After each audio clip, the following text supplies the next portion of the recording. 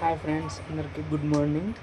ఈరోజు మనం big boss season 9 episode 3 గురించి మాట్లాడుతున్నాం.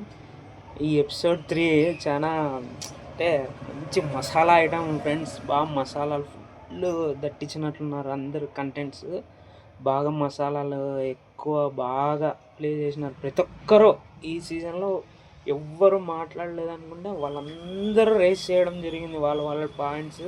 దాంట్లో కొన్ని నాకు తెలిసినంత వరకు నాకున్న ఇంట్రెస్టింగ్ విషయాలు కొన్ని మీతో షేర్ చేసుకుంటాను ఫ్రెండ్స్. అందరికీ నమస్కారం. మన ఛానల్ పేరు వచ్చేసి వెంకు వ్లాగ్స్ జీ. నా ఛానల్కి అందరూ సపోర్ట్ చేయండి, సబ్స్క్రైబ్ చేయండి, కామెంట్ చేయండి, లైక్ చేయండి. ఇక విషయంలోకి వెళ్దాం ఫ్రెండ్స్. ఫస్ట్ నామినేషన్స్ స్టార్ట్ అయినాక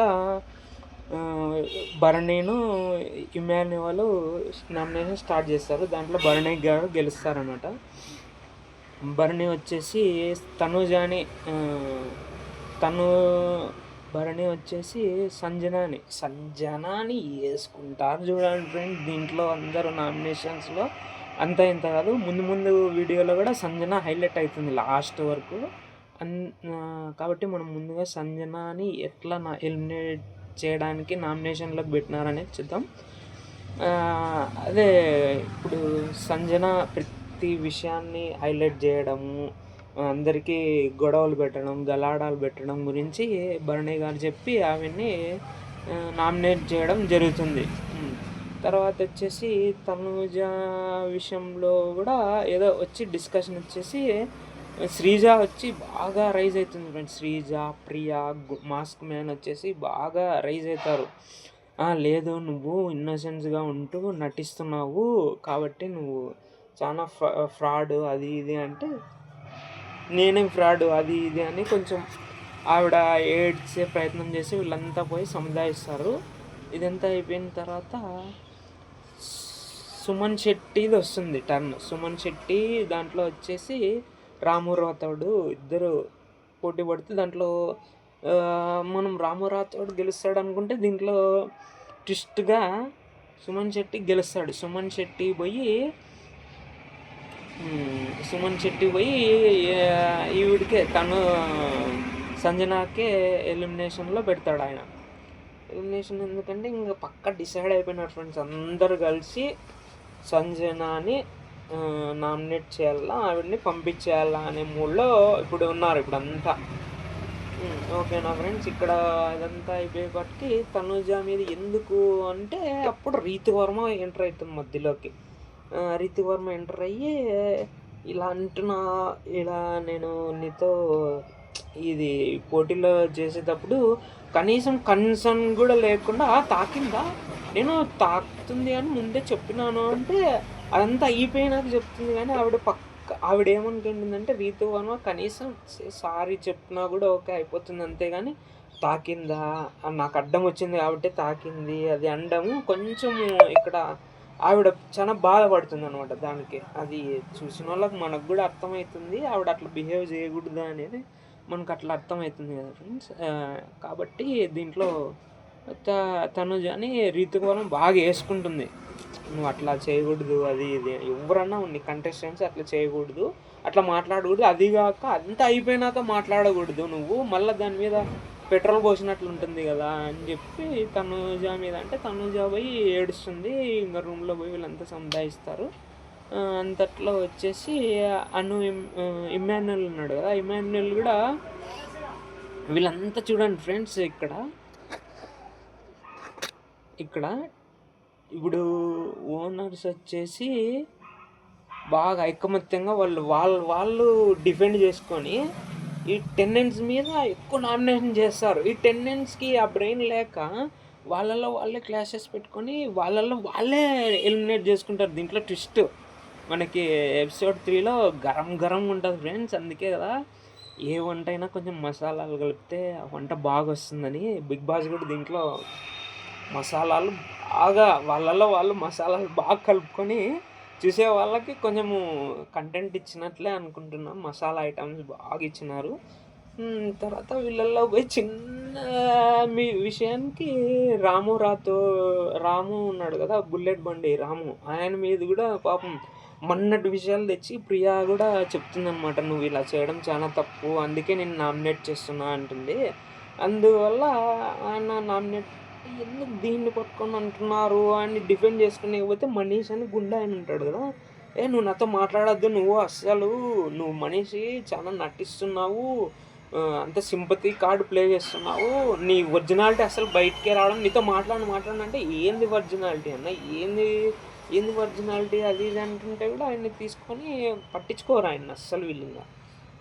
అందులో ఒకటి ఇక్కడ పోయి వీళ్ళు ఏదో ఇది వాళ్ళకి మళ్ళా పప్పు సాంబార్ అన్నము అవే పంపిస్తే వీళ్ళు ఏదో పాపం పోయి వీళ్ళు ఏదో చిన్న చుంటరిగా ఏడ్చుకుంటా మాకు ఇవే కాదు బిగ్ బాస్ వేరే పంపించండి అది ఇది అంటే, ఇంతట్లో మళ్ళా సంజన వస్తుంది వాళ్ళు గుడ్లు ఉడకబెట్టుకుంటుంటారు, నాలుగు గుడ్లు ఉడకబెట్టుకుంటుంటే ఒక్క గుడ్డు చూడండి ఫ్రెండ్స్, దీంట్లో ఒక గుడ్డు నుంచి కూడా ఎంత కంటెంట్ క్రియేట్ చేయాలనేది బిగ్ బాస్ సీజన్లో వీళ్ళు ఈ ఎపిసోడ్లో బాగా చూపించినారు. ఒక గుడ్డు ఆవిడకి తినాలనిపించి తిన్నాను నేను అని ఆమె అనుకొని దొంగలిస్తుంది.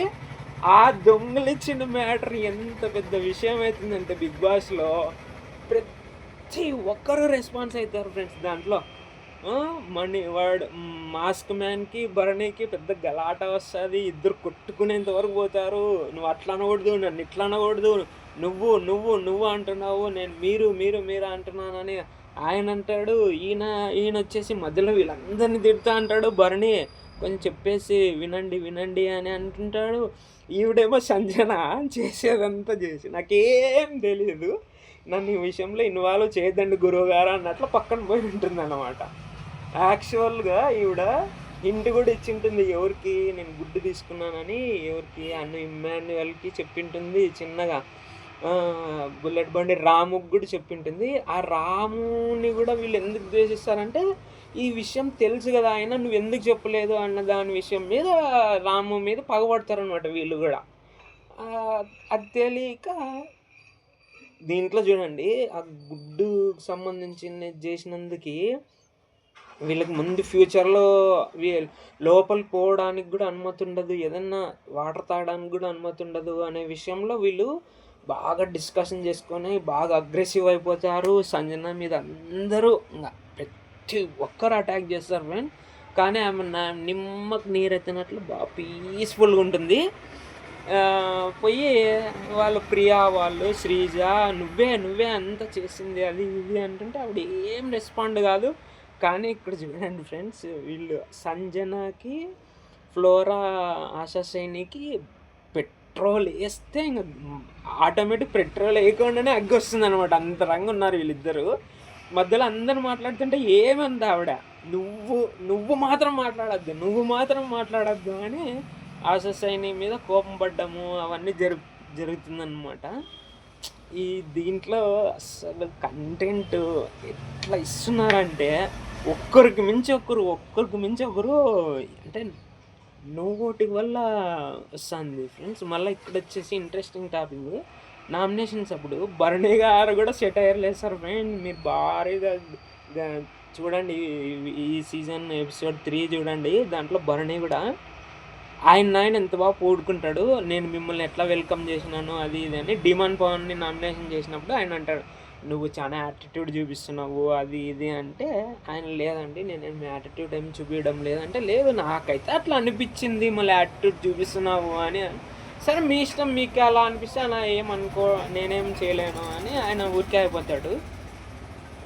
చూడండి ఫ్రెండ్స్, ఇక్కడ వాళ్ళు ఏది చేసుకొని వాళ్ళు డిఫెండ్ చేసుకొని వాళ్ళంతా యూనిటీగా ఐకమత్యంగా వాళ్ళందరినీ వాళ్ళు బాగా కాపాడుకున్నారు ఫ్రెండ్స్. ఎవరు ఓనర్స్లో ఒక్క నెగిటివ్ ఏమంటే డిమాండ్ పవన్ అనే ఆయన్ని మాత్రం టెన్నెంట్ భరణి గారు నామినేట్ చేస్తారు. తప్పితే ఈ టెన్నెంట్స్లో ఒక్కరు కూడా వాళ్ళని ఓనర్స్ని నామినేషన్ జోలికే పోరు.